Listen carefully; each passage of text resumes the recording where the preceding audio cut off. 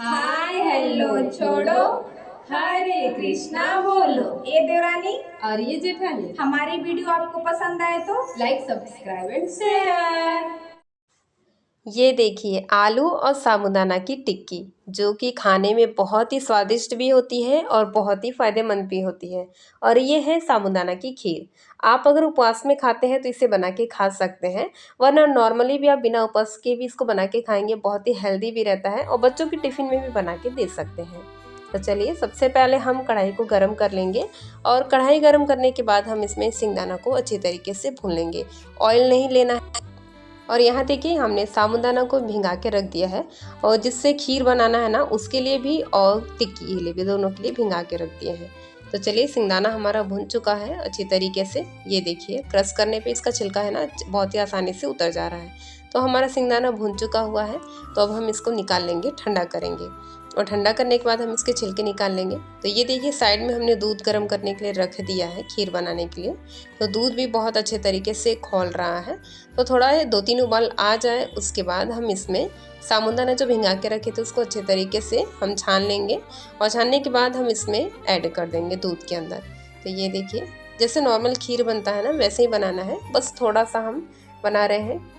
तो यहाँ पे देखिए इसको अच्छी तरीके से मिक्स कर लेंगे, और मिक्स करने के बाद हम इसको ना थोड़ा खौल जाएगा उसके बाद लो फ्लेम पर करके हम इसको छोड़ देंगे, और उसके बाद चलते हैं टिक्की की तैयारी कर लेते हैं। तो फिर यहाँ पे देखिए आलू उबाल के रखे हैं, धनिया पत्ता, अदरक, मिर्चा, और यहाँ पे सिंगदाना है। तो चलिए हम इसको सबसे पहले क्या करेंगे ना कि 2 हरी मिर्च ले लेंगे और धनिया पत्ता ले लेंगे, और उसमें थोड़ा सा अदरक ले लेंगे। इन सबको अच्छी तरह से ग्राइंड करेंगे, और उसी में ना सिंगदाना को भी ग्राइंड कर लेंगे, ताकि हमारा जो मिर्चा ना बहुत अच्छी तरीके से अदरक मिर्चा ग्राइंड हो जाए।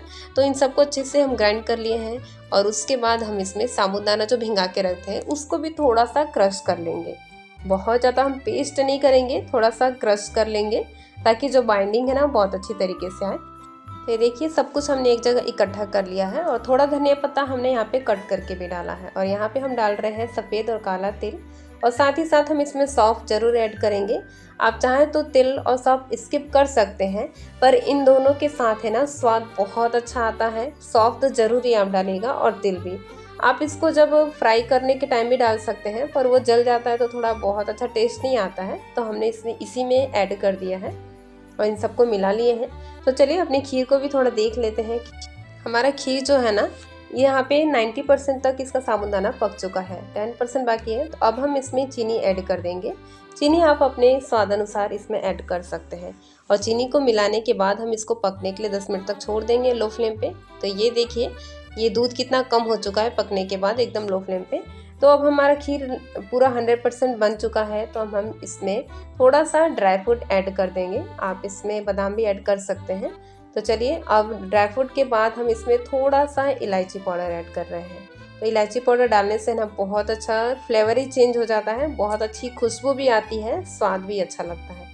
तो हमारा जो खीर है, और इसको हम और 2 मिनट तक पकाएंगे और उसके बाद बंद कर देंगे। तो चलिए जो हमने टिक्की के लिए बनाया था, आलू मिक्स किया था, उसके हमने बॉल्स बना के रेडी कर लिए हैं, ताकि जो हमारा टिक्की है ना सारे इक्वल साइज के बने और देखने में भी बहुत अच्छा लगे।